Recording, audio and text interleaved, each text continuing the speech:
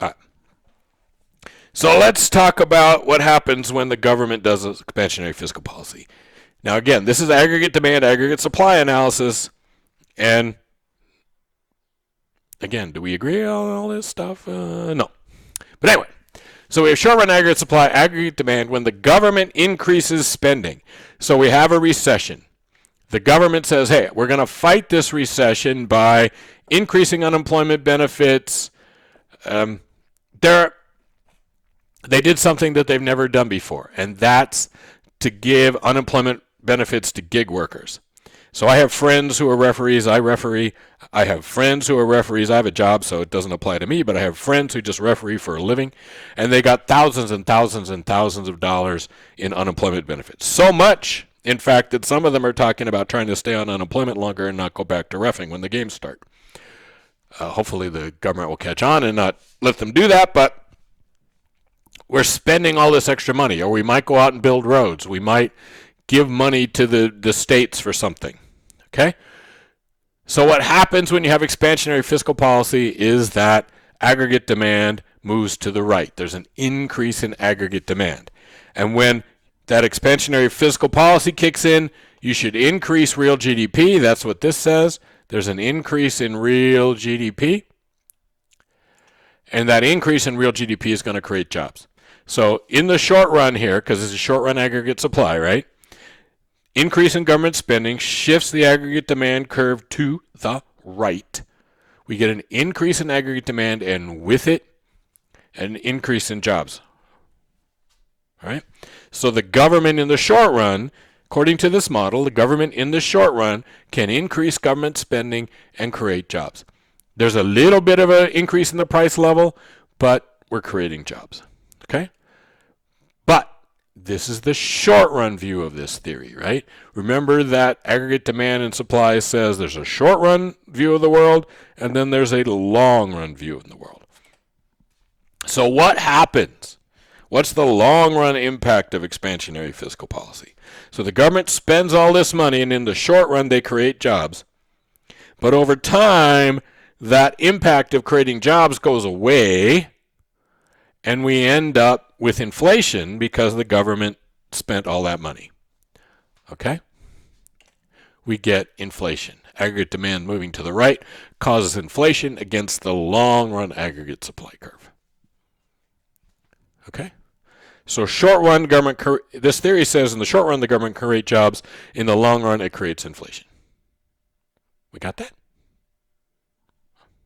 Okay. All right. So in this theory, in aggregate demand and supply, it doesn't matter how the government increases aggregate demand. We got the same graphs for monetary policy as we got for fiscal policy.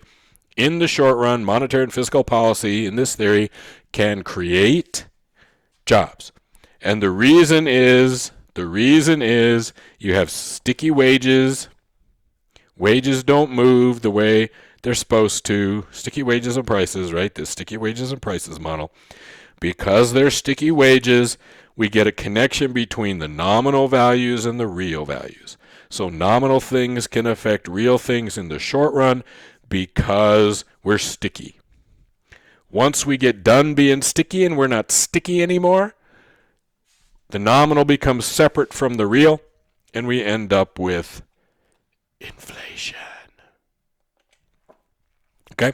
So, an increase in aggregate demand creates jobs in the short run and inflation in the long run. That's aggregate demand and supply. Okay? And again, you're perfectly welcome to say, it just creates inflation, and it doesn't create jobs ever, because there are economists who say that. Or you can just say, and you have to do this in a British accent, and I don't have a British accent, but you have to do it in a British. Say, in the long run, we're all dead. And there is no long run, and it doesn't create inflation. All right? So you can take any position in between from one extreme to the other. What you have to be able to do that is justify your position, justify your explanation. Okay? That's like science or something. Okay. Now, there's another theory. And here's this. It's actually part of the same. Remember that on that on that thing, GDP is going up. So how did we make aggregate demand increase? Well, when aggregate demand increases, when GDP goes up, when we get an increase in real GDP, we're going to have an increase in the demand for money. Okay? And it could be, in part, it's because the government goes out and borrows, right? The government has to go out and borrow money. And consumers are going to pay higher prices. They need more money. They want to buy more stuff. They need more money. So we're going to see an increase in the demand for money, and that's going to raise interest rates. So, again, there's a big chunk of economists out there who would say when the government spends money to do something like fight a recession, it's going to drive up interest rates. And when the government raises interest rates, it pushes the private sector out of the market. And we have a term for that called crowding out, and I wrote that down here in a second. But the idea is that when the government goes and borrows money to do something, it might not actually be expanding the economy in the sense that it's just taking money away from the private sector. So when the government goes out and does this stimulus and spends hundreds of billions of dollars to stimulate the economy, there are economists who argue all it's doing is making the government bigger and the private sector smaller. Okay? Crowding out, making the government bigger, private sector smaller. For this to work, for the government to spend money and make the economy better, that means the government can make the economy larger without making the make the government larger without making the private sector smaller. Okay? Now, a counter argument. Again, what I just said. If you're going to argue one way or another, you need to have some evidences. Well, as the government was spending all this money and making the economy, making the government bigger, right? Spending more money from the government, making the government spending bigger. What was the Federal Reserve doing? Yeah? So we have this increase in aggregate demand that would push interest rates up. Okay? But what's the Fed doing? The Fed, at the same time we're doing this, is increasing the money supply. Increasing the money supply pushes interest rates down. So people use words like accommodating, like the Fed can accommodate the government or whatever. And so instead of interest rates go up and crowding out happening, interest rates would stay the same, or even interest rates went down over the last couple months. So the federal government was pushing all this spending out into the system, right? Putting billions and trillions, actually, of dollars out into the system for spending purposes. The Fed's lowering interest rates. Okay? So we see an increase in the money supply, which is bigger than the increase in the money demand, and interest rates stay the same or go down. Okay? So that would mean that the Fed, again, is accommodating this spending by the federal government. And then people would say, again, and you get to argue and discuss this, but some people would say, well, all that means is aggregate demand is shifting out twice. The government shifted it out and the Fed shifted it out, which means when the inflation comes, it's just going to be that much worse. Okay? Now, you can have counter-argument, but so we might get this thing called crowding out, again, where an increase by the government, when the government goes to spend money, it ends up just pushing out the private sector, and it doesn't make the economy bigger, it just makes the government bigger and the private sector smaller. Okay? That's crowding out. And people like Milton Friedman in the past were big fans of this idea of crowding out. Okay? But again, short run, long run.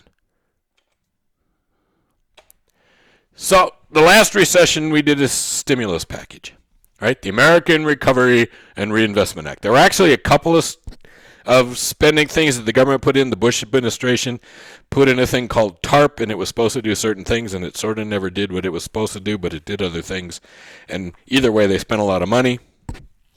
And then in the Obama administration, we had the American Recovery and Reinvestment Act of 2009. It was passed right after Obama became president, like right after, a month after he became president. Okay? So it had things like $150 billion in it for road construction. They talked about having projects that were shovel ready, like it could start right away. But as it turned out, most most of that money didn't get spent till that summer. So it was 4 or 5 months after the money became available that they started spending it. In Nevada, it took us a year before we started spending our money. So the money was appropriated to Nevada in the spring of 2009, and Nevada didn't start spending it until the spring of 2010. And that's because the state basically decided it was going to spend all the money in Reno and rural Nevada and not spend any of it in Las Vegas.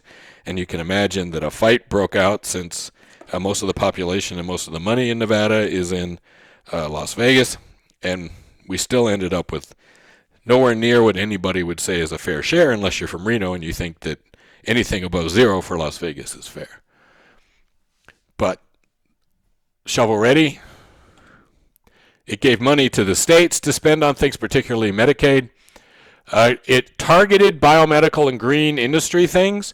So if you've ever driven to California and there's an electrical power plant, a solar power plant right on the border, it's just on the California side of the California-Nevada border, that had some funding from the American Recovery and Reinvestment Act. It was part of that deal to try to get more green energy going.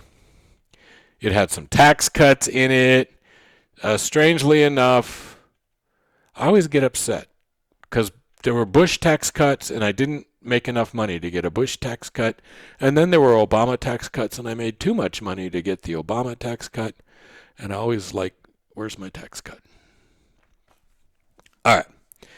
Did it work? And again, guess what? Yeah, it depends on who you talk to. So your answer could be yes, no, or maybe, depending on who you ask about the effect of this. One obvious thing is that of that $150 billion on roads, $90 billion of it got spent in the summer of 2009, and that's when the recession officially ended. So again, there's cause and effect and all these other things about whether or not that's the thing. But the recession officially ended 5 months after it passed. And it might have been, there's all kinds of arguments and discussions and about it. And I'm not going to bore you going through all of those. But let's just say there are people who argue that thing didn't work at all. There are people who thought it worked great. And the Congressional Budget Office is in the middle of it. It worked, but it didn't really end the recession. It didn't really start a good movement toward right. It helped to stop the recession, but it didn't really make a strong recovery. Okay? So if you go read about it, you can get all the different opinions. Okay? We know that only half of the tax cut was spent. Only half of the tax cut was spent. And I will tell you that the World Bank, think about that, right? The economy is bad, people are losing their jobs, you cut people's taxes. Well, I'm scared, right? I'm worried about the future because people are losing their jobs. So some people go, phew, they get that tax cut back and they can use it to pay bills and they can use it to do things, but they're not doing new spending with it. They're covering the expenses that they lost because they lost their job. So that's not really adding new spending. And then lots of other people are going to hold on to it. They're just going to grab it and hold on to it because they're worried about whether they're going to keep their job or keep their hours or whatever. Okay? The World Bank did a study of 180 expansions and recessions across the world, the planet Earth. Okay? From the time they did this study, it was the prior 180. And what they found was that when times are good, playing with taxes is the most effective way the government has to influence the economy. That it has much stronger effects on the economy than changing spending of the government, that taxes are the most powerful tool the government has. Then they also found that the worse the economy is doing, the worse the recession, the less effect taxes have on what happens, and the more effective direct government spending is. So that study in the real world suggests that the right thing to do for the government at any one time depends on the economic situation. And the better the economy is doing, the more the government should work on changing taxes to try to change incentives and change what's going on. And the worse the economy is, the less the government should play around with taxes and the more it should just directly spend money to make things happen. Okay? Again, not everybody agrees on these things. There's also a lot of argument that the targeted stuff didn't really work at all, that we didn't get much out of the stuff that was targeted at specific industries, and that wasn't helpful. We'd been better off putting more money into roads and bridges and basic infrastructure things. Even though it turns out the United States, if we want to build a road, we spend more than anybody else on the planet Earth to build that road. We used to be very fast and efficient at infrastructure projects, and over time, studies of state and local governments show that road projects take longer, cost more, we're less efficient, and if you drive around Vegas, I'm sure you probably agree with that.